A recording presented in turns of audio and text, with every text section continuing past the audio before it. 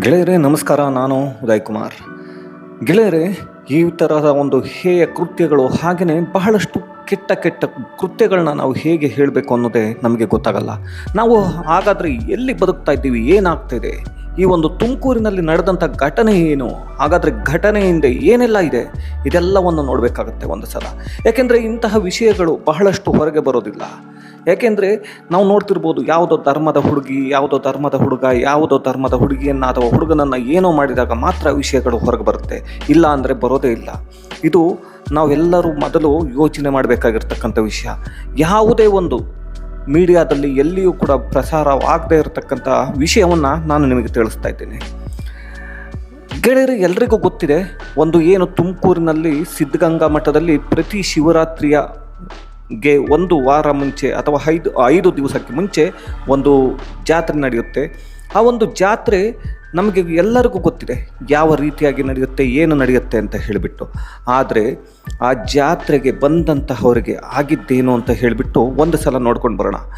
ಇಲ್ಲಿ ಒಂದು PUC ಓದತಕ್ಕಂತಹ ಹುಡುಗಿ, ಒಂದು PUC ಮಾಡ್ತಕ್ಕಂಥ 17 ವರ್ಷದ ಯುವತಿಯ ಮೇಲೆ ಆಗಿರ್ತಕ್ಕಂತಹ ಒಂದು ಹೇಯ ಕೃತ್ಯ. ಅದನ್ನು ನಾನು ಏನಂತ ಹೇಳೋದಕ್ಕಾಗಲ್ಲ, ಹೇಳೋದಕ್ಕೆ ನನಗೂ ಕೂಡ ಮನಸ್ಸು ಬರ್ತಿಲ್ಲ. ಹೇಯ ಕೃತ್ಯ ಅಂತ ಅಷ್ಟೇ ಹೇಳ್ತೀನಿ, ಅರ್ಥ ಮಾಡಿಕೊಳ್ಳಿ.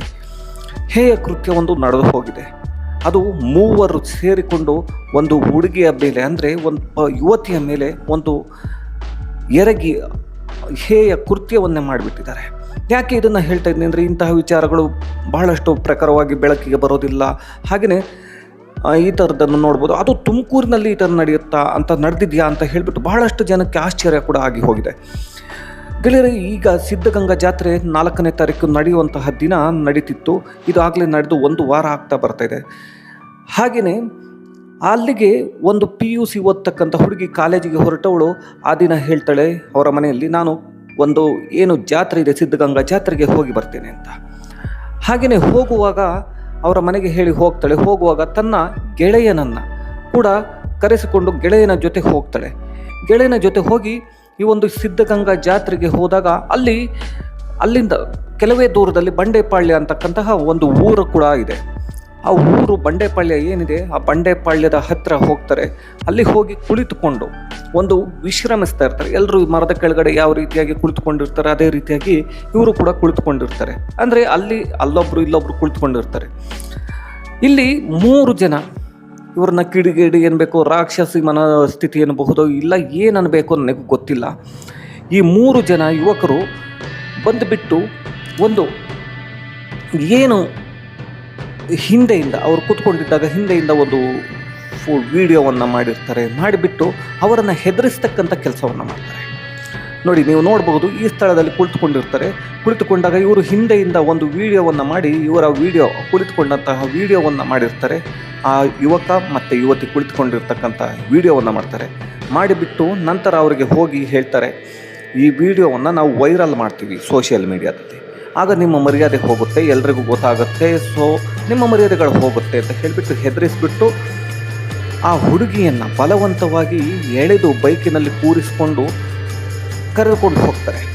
ಆ ಹುಡುಗನಿಗೂ ಕೂಡ ಹೊಡೆದು ಬಿಟ್ಟು ಆ ಹುಡುಗ ಬಿಡಿಸ್ಲಿಕ್ಕೆ ಹೋಗ್ತಾನೆ. ಆ ಹುಡುಗಿಯ ಏನು ಬಾಯ್ ಫ್ರೆಂಡ್ ಇರ್ತಾನೆ, ಅಂದರೆ ಗೆಳೆಯ, ಸೊ ಅವನು ಬಿಡಿಸ್ಲಿಕ್ಕೆ ಹೋದಾಗ ಆತನಿಗೆ ಕೂಡ ಹೊಡೆದು ಬಿಟ್ಟು ಆ ಹುಡುಗಿಯನ್ನು, ಅಂದರೆ ಯುವತಿಯನ್ನು ಎಳೆದುಕೊಂಡು ಹೋಗ್ತಾರೆ. ಬೈಕ್ನಲ್ಲಿ ಎಳೆದುಕೊಂಡು ಹೋಗಿ ಸ್ವಲ್ಪ ದೂರ ಕರೆದುಕೊಂಡು ಹೋಗಿ ಆ ಯುವತಿಯ ಮೇಲೆ ಎರಗುತ್ತಾರೆ. 3 ಜನ ಕೂಡ ಎರಗಿ ಒಂದು ಹೇಯ ಕೃತ್ಯವನ್ನು ಮಾಡ್ತಾರೆ. ಆ ಹೇಯ ಕೃತ್ಯ ಹೇಗೆ ಅಂತಂದರೆ, ಆ 3 ಜನ ಹೇಯ ಕೃತ್ಯವನ್ನು ಮಾಡಿದ ನಂತರ ಹೆಣ್ಣು ಮಗುವಿಗೆ ನಡೆಯೋದಕ್ಕೆ ಕೂಡ ಆಗಲ್ಲ. ಆ ಯುವತಿಗೆ ಆ ರೀತಿಯಾದಂಥ ಒಂದು ಪರಿಸ್ಥಿತಿ ಇರುತ್ತೆ. ಆ ಹೇಯ ಕೃತ್ಯವನ್ನು ಮಾಡಿ ಮತ್ತೆ ಆ ಯುವತಿಯನ್ನು ಎತ್ಕೊಂಡು ಬಂದು ಆ ಯುವಕನಿಗೆ ಏನು ಮೊದಲು ಹೊಡೆದಿದ್ರಲ್ಲ, ಇವರು ವಿಶ್ರಮಿಸ್ತಾ ಇದ್ರಲ್ಲ ಕುಳಿತುಕೊಂಡು, ಆ ಜಾಗಕ್ಕೆ ಕರೆದುಕೊಂಡು ಆ ಯುವಕನ ಹತ್ತಿರನೇ ಬಿಡ್ತಾರೆ. ಬಿಟ್ಟು ಹೇಳ್ತಾರೆ, ಅದನ್ನು ಕೂಡ ಇವರು ವಿಡಿಯೋ ಮಾಡಿರ್ತಾರೆ. ಆ ಯುವತಿಯ ಮೇಲೆ ಎರಗಿದ್ದನ್ನು ಕೂಡ ವಿಡಿಯೋ ಮಾಡಿರ್ತಾರೆ. ಈಗ ಅವರು ಕರ್ಕೊಂಡು ಬಂದವಳನ್ನು ಮತ್ತೆ ವಾಪಸ್ಸು ಆ ಯುವಕನ ಹತ್ತಿರ ಬಿಟ್ಟು ಹೋಗ್ತಾರೆ. ಬಿಟ್ಟು ಹೇಳ್ತಾರೆ, ನೀವು ಏನಾದರೂ ಯಾರ ಹತ್ತಿರನಾದರೂ ಬಾಯಿ ಬಿಟ್ಟರೆ ಈ ವಿಷಯವನ್ನು ನಾವು ಈ ವಿಡಿಯೋವನ್ನು ವೈರಲ್ ಮಾಡ್ತೀವಿ. ಹಾಗಾಗಿ ಆ ಯುವಕ ಆ ಯುವತಿಯನ್ನು ಕರೆದುಕೊಂಡು ಹೋಗಿಬಿಟ್ಟು ಏನು ಮಾಡ್ತಾನೆ ಅಂದರೆ ಮೆಡಿಕಲ್ಗೆ ಕರ್ಕೊಂಡು ಹೋಗ್ತಾನೆ. ಸದ್ಯಕ್ಕೆ ಏನು ಒಂದು ಟ್ಯಾಬ್ಲೆಟ್ನ ಕೊಡಿಸ್ಬಿಟ್ಟು ಆ ಹುಡುಗಿಯನ್ನು ಮನೆಗೆ ಕರ್ಕೊಂಡು ಹೋಗಿ ಬಿಡಬೇಕು ಅಂದ್ಕೊಳ್ತಾನೆ. ಆ ಹುಡುಗಿ ಅವರ ತಾತನಿಗೆ ಫೋನ್ ಮಾಡಿ ಹೇಳ್ತಾಳೆ, ಈ ರೀತಿಯಾಗಿ ಆಗಿ ಹೋಯಿತು ಅಂತ ಹೇಳ್ಬಿಟ್ಟು.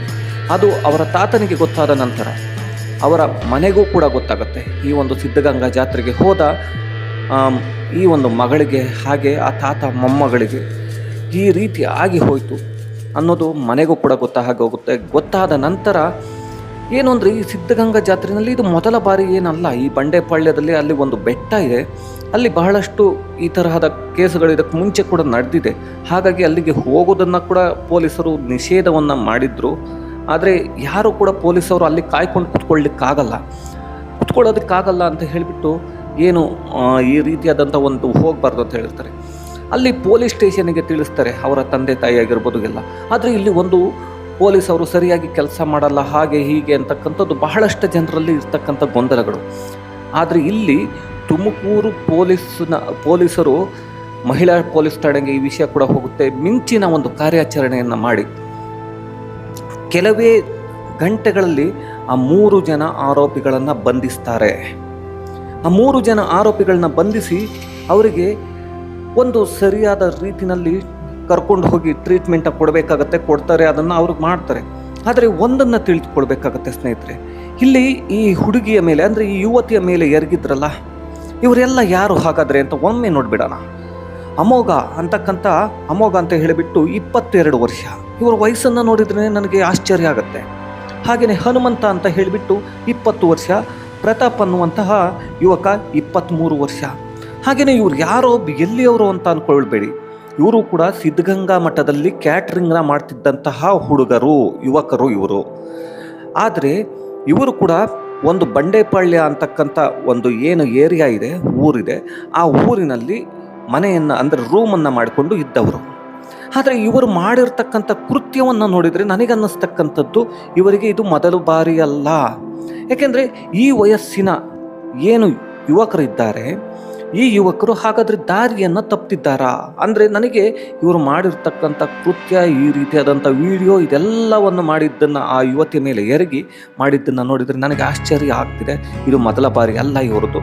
ಸರಿಯಾದ ರೀತಿಯಲ್ಲಿ ಪೊಲೀಸವರು ಬಾಯಿ ಬಿಡಿಸಿದರೆ ಇದಕ್ಕೆ ಎಲ್ಲವೂ ಎಷ್ಟನ್ನು ಮಾಡಿದ್ದಾರೆ ಅನ್ನೋದು ಗೊತ್ತಾಗುತ್ತೆ.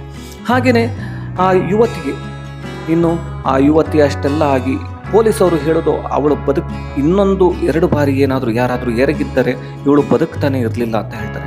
ಆ ಯುವತಿಗೆ ಎಕ್ಸಾಮ್ ಕೂಡ ಇತ್ತು, PU ಎಕ್ಸಾಮ್. ಆ ಯುವತಿ PUC ಎಕ್ಸಾಮನ್ನು ಬರೀಬೇಕು, ಆ ನೋವನ್ನು ತಡ್ಕೋಬೇಕು, ಬದುಕಬೇಕು ಬೇಡವೋ ಅನ್ನುವಂತಹ ಪರಿಸ್ಥಿತಿಗೆ ಬಂದು ಹೋಗಿ ಆಗಿದೆ. ಹಾಗೆಯೇ ಸಿದ್ಧಗಂಗಾ ಜಾತ್ರೆ ಏನು ನಡೀತಿತ್ತೋ, ಈ ಸಿದ್ಧಗಂಗಾ ಜಾತ್ರೆಗೆ ಕಳಂಕವಾಗಿ ಈ ರೀತಿಯ ಒಂದು ಯುವಕರು ದಾರಿ ತಪ್ಪಿ ಮಾಡಿದಂಥ ಕೃತ್ಯಗಳು, ಈ ರೀತಿಯಾದಂತಹ ದಾರಿ ತಪ್ಪಿ ಮಾಡಿರೋ ಕೃತ್ಯಗಳು, ಎಷ್ಟೋ ಕೃತ್ಯಗಳು ಇವತ್ತು ಬಯಲಿಗೆ ಬರಬಹುದು. ಅದು ಕೇವಲ ಸಿದ್ಧಗಂಗಾ ಜಾತ್ರೆಯ ಸಮಯದಲ್ಲ, ಬಹಳಷ್ಟು ಜನ ಹುಡುಗಿಯರು ಆ ಒಂದು ಬಂಡೆಪಾಳ್ಯದ ಆ ಬೆಟ್ಟಕ್ಕೆ ಹೋಗುವಂಥದ್ದು ಇದ್ದೇ ಇದೆ. ಅಲ್ಲಿ ಇಂತಹ ಕೃತ್ಯಗಳು ನಡೆದಿದೆ ಇದಕ್ಕೆ ಮುಂಚೆ ಕೂಡ. ಹಾಗಾಗಿ ಇದು ಯಾವ ರೀತಿಯಾಗಿ ಒಂದು ತಿರುವನ್ನು ಪಡ್ಕೊಳ್ಳುತ್ತೆ ಗೊತ್ತಿಲ್ಲ. ಅವರನ್ನು ಬಾಯಿ ಬಿಡಿಸಿದ್ರೆ ಈ ಥರದ್ದು ಇದು ಮೊದಲ ಇಲ್ಲ ಎಷ್ಟನ್ನ ಮಾಡಿದ್ದಾರೆ ಇದೆಲ್ಲವೂ ಗೊತ್ತಾಗುತ್ತೆ. ಯಾಕೆಂದರೆ ಆ ಯುವತಿ ಅನುಭವಿಸಿರ್ತಕ್ಕಂಥ ನೋವಿದೆಯಲ್ಲ, ರಕ್ತಸ್ರಾವಾಗಿ 17 ವರ್ಷದ ಯುವತಿ, ಆ ಯುವತಿಗೆ ಯಾವ ರೀತಿಯಾಗಿರಬೇಕು. ಯಾಕೆ ಈ ವಿಷಯವನ್ನು ನಾನು ತಿಳಿಸ್ತಿದ್ದೀನಿ ಅಂದರೆ, ಈ ವಿಷಯಗಳು ಎಲ್ಲಿಯೂ ಕೂಡ ಪಬ್ಲಿಷ್ ಆಗಲ್ಲ, ಇದೆಲ್ಲಿಯೂ ಕೂಡ ಬರೋದಿಲ್ಲ. ಹಾಗಾಗಿ ಅಟ್ಲೀಸ್ಟ್ ಪೋಷಕರು ಹಾಗೆಯೇ ನಮ್ಮ ಈ ಪೀಳಿಗೆಯ ಯುವತಿಯರು ಈ ವಿಷಯವನ್ನು ತಿಳ್ಕೊಂಡ್ರೆ ಮುಂದಿನ ದಿನಗಳಲ್ಲಿ ಬಹಳಷ್ಟು ಒಳ್ಳೆಯದು ಅನ್ನೋದಕ್ಕೋಸ್ಕರ ನಾನು ಈ ಒಂದು ವಿಷಯವನ್ನು ತಿಳಿಸ್ತೇನೆ ಸ್ನೇಹಿತರೆ. ಮುಂದಿನ ವಿಡಿಯೋದಲ್ಲಿ ಭೇಟಿ